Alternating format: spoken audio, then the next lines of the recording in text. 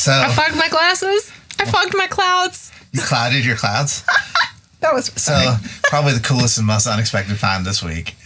Yes, my glasses. Clouds with raindrops coming from them. Yeah, they're really cool. You're gonna get, and like bouncing off your cheek has to be an interesting feeling. No, I actually like it. Do you think you'll wear them live? Yes. Awesome. Yes, for sure. I can't wait to see it. Mother's Day, maybe? Oh, maybe. I don't know. It depends on. It actually would go with my outfit. I think I'm thinking of for Mother's Day brunch. Yeah.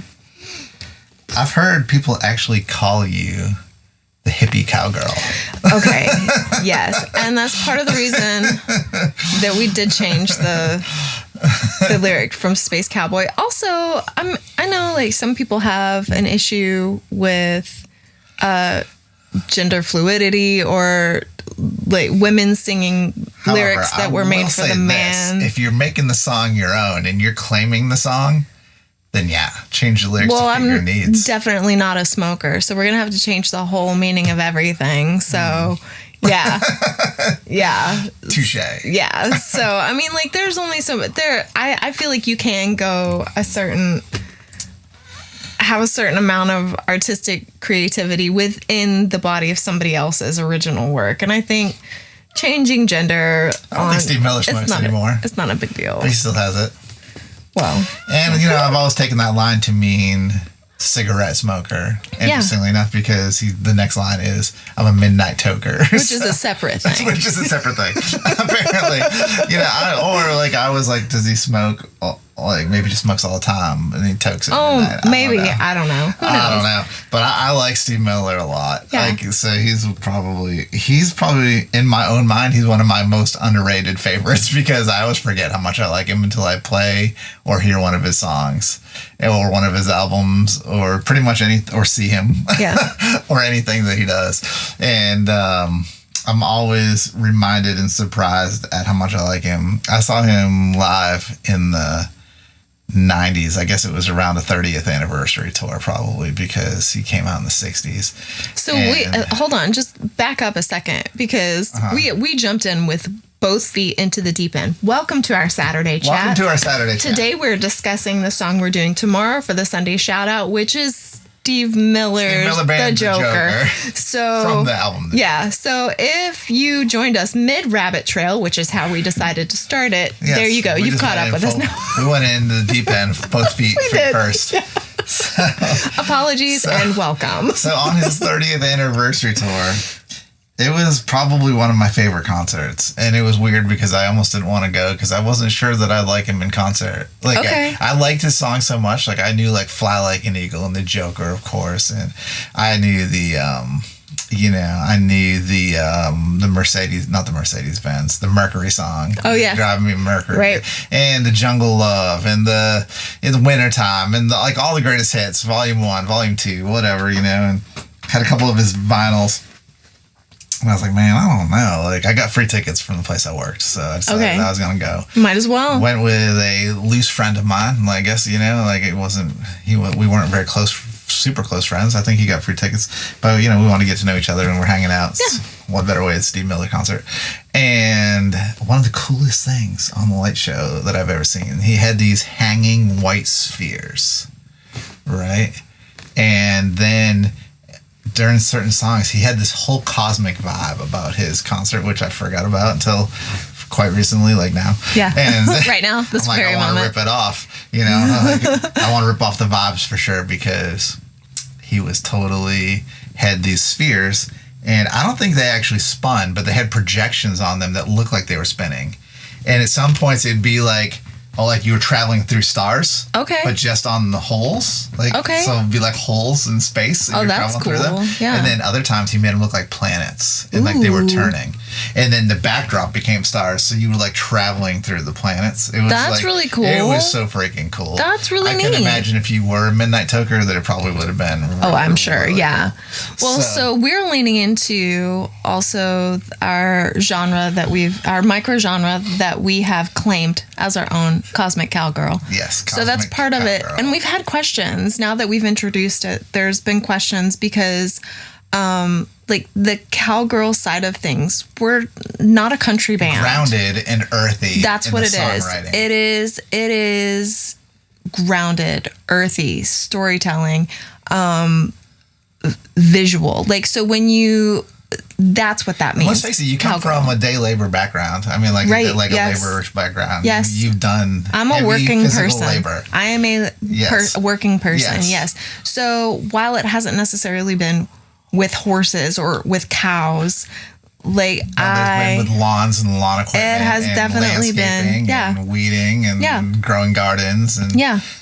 So that's the cowgirl side of it. And the cosmic is a psychedelia, the imaginative side, the explorative side. So it's really earthy exploration. Yeah. So that's what it is. And that's, we're trying to capture your imagination with our description of our music as Cosmic Cowgirl.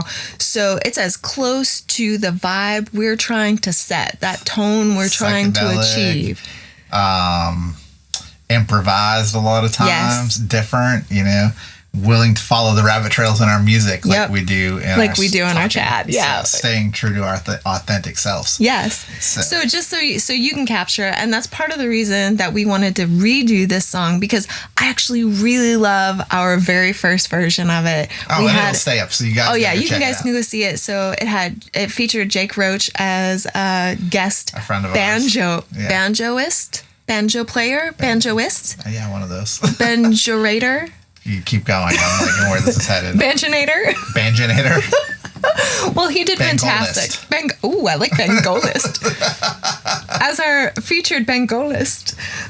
So Jake, I still like to go back and listen to it because it's such a cool rolls that he puts in there, and it gives it a really neat vibe. Surprisingly lends itself to. It's lovely. That was much more cowgirl. This version heavy on the cow. Our version tomorrow is heavier on the cosmic probably. Yeah. So and Russ was in it, and I mean it was good times. We had a great time. But we do want to kind of dig up some of the old. We did this one is 125th on the list of, and now we're at 611 or thereabouts because so it's been a while. It's been a minute. It's time to revisit. Bring it back into our live shows. It was at the point. It fits the vibe. It was at the point during our shout out journey that I still didn't have a microphone set up. We were setting me up as close to the audio recording device as we could in order to capture vocal. The bass you couldn't hear especially well. So, and the banjo did, as beautiful as it cut over the top of a lot of that lower end stuff that we were trying to capture, just because of how we were doing the recording. So our recording process has come a lot further along, and I think it deserves a chat. I think so. I think we like to talk about those songs. I was listening to, we had a lot of errors in our shout outs because I was listening to the error last night where we did the chats after the music, for a little while to see if we could increase the engagement and length. And I think that, probably a bad idea because people like to stream the songs and they don't want to necessarily listen to the chats over and over again. So, there was a weird time in there where we tried that, but now the chats on their own, some of them have gone really well. Yeah. And we are grateful for people tuning in because it separates our covers from the personality. And we had somebody mention last week that they really liked getting to know us as people, and that how did we have the idea to do the chat. And I'm going to answer that because I wanted to answer it typing, but it's more than just a few sentences to me. So the idea for the chat really became because we are musicians that love music, and we really love the music. So we're connoisseurs of music. We like the history of it. We like to talk about music, and I remember the days when I would get together with my friends and just listen to music, and we'd talk about it, and we'd talk about who was in the bands and what they played and what they did and why we liked it. The album art, share and our the favorite lyrical songs, content. and we'd make mixtapes for each other, and that type of day. And really, the inspiration I think is born out of the loss of that type of conversation, where the conversation. I grew up went to a school where they taught music appreciation. I think I've talked about that before.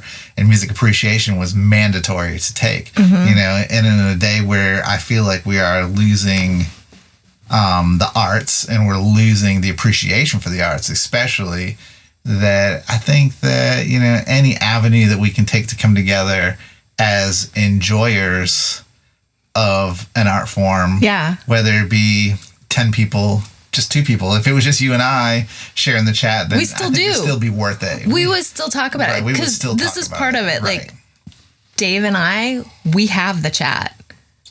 We just put a camera in front of it. And we've invited you to join us through your comments, through your emails. During the week when I'll just yell down, "Hey, did you know?" I'll be working in the studio, and I'll find out some tidbit. I'll be like, "Hey, did you know this?" Or I'll text you an article like, "Hey, check this out." You know?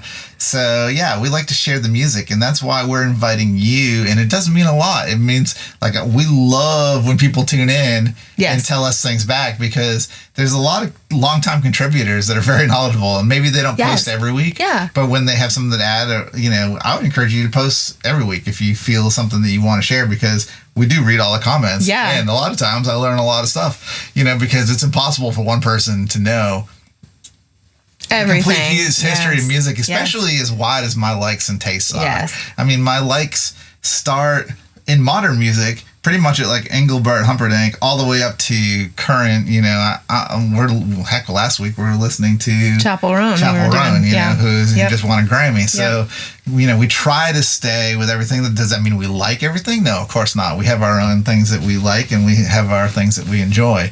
But to know everything about everybody would be impossible. Yes. But I do find it fascinating. Shoot, I'm still learning about me. I do have an appreciation for it, and an appreciation of right. And that's part of it. That's another part of the chat, is that we get to learn about ourselves. Yeah. So that's a fun added bonus. Yeah, it's great. And I would just echo what you said. Like, if you guys want to leave us a comment, more than one comment, we got a couple people that will comment several several comments in a row. Which I appreciate that, because I know right where they were in the video when they're commenting and their stream of consciousness. I'm like, no, I get you. I feel that. Cool. That's cool. So if you feel like writing us a small novel in the comment section, let's go. If it's a sentence or two or a couple emojis, we appreciate all of that for sure. So anyways, well, thank you. Unless you got something to add, I can't help but grinning at your glasses, because they're so great. It's an added bonus. I just didn't really know that I'd be grinning as much as I am. I like them a lot more than I thought I would, and I like them a lot more than when you asked me in real time. Like, now that I see them with the hat and like with the blue outfit, it is it's epic. I don't know if it translates to the video, but I hope so.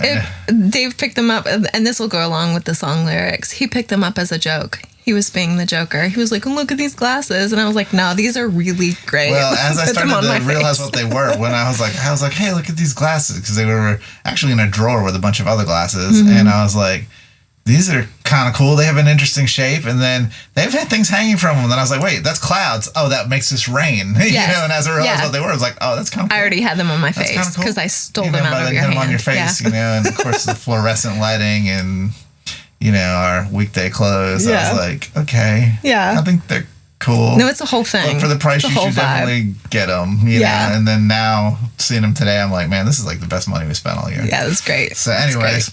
Thank you for joining us as always. We will see you tomorrow for the Sunday shout out. Our journey continues with the Joker, Steve Miliband. And if you are catching this after the shout out, thanks for joining us for the shout out. You're also a time traveler, and we'll see you next week. Yeah, we'll see you next week. Hey friends, go to SugarLimeBlue.com right now to get your hat and t-shirt and our new Riz guitar logo. See you there. So we got to do the song "Make It Rain" now. That one I was showing you. "Make It Rain" by not "Make It Rain." I like "The Rain." The "Make It Rain," the one that I played for you a couple weeks ago. Yeah, I think it's like some people might think it's funny, but like, I want it to rain. Is that